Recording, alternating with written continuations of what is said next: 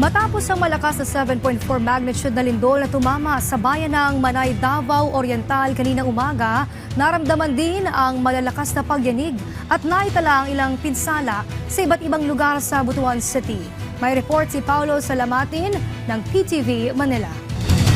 Intensity 4 na pagyanig ang naramdaman ng mga residente rito sa Butuan City dahil sa 7.4 magnitude na lindol na yumanig sa bayan ng Manay, Davao Oriental kaninang umaga. Ilang mga gusali ang napinsala sa mga karatig bayan ng Buena Vista, kabilang ang isang mall na bumagsak ang bahagi ng gusali sa kasagsagan ng lindol na nagresulta sa pagkasira ng mga ilang sasakyan na nabagsakan ng mga bato. Binalot din ng takot ang ilang mga mall sa Butuan City kung saan makikita sa mga video ang agarang paglikas sa mga tao sa loob ng gusali habang patuloy ang pagyanig. Pansamantala namang isinara ang ilang mga tulay sa lungsod matapos makita mga pinsala tulad ng Magsaysay Bridge na may mga bitak sa gitnang bahagi nito at ang Makapagal Cable Bridge na nagsihulugan ng mga bombilya sa poste ng ilaw dahil sa matinding pag-alog. Sa ilang ospital, pansamantalang inilabas ang mga pasyente mula sa kanilang mga kwarto bilang pag-iingat. Agad din naman silang naibalik sa loob matapos ang ilang mga inspeksyon at mapatunayang ligtas ang gusali. Kitang-kita rin sa mga video post ng mga guro at mga magulang ang takot at pag-aalala ng mga estudyante sa ilang paaralan na agad namang nagsagawa ng earthquake drill at sumunod sa mga itinakdang protocol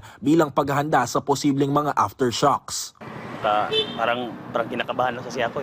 Yung pamilya ko nasa kilid ng dagat. Hindi ako mapakali, umuwi na ako pagtrabaho gig. Kanina medyo malakas talaga yung lindol. So medyo natakot po kami. Lumabas po kami sa bahay lahat.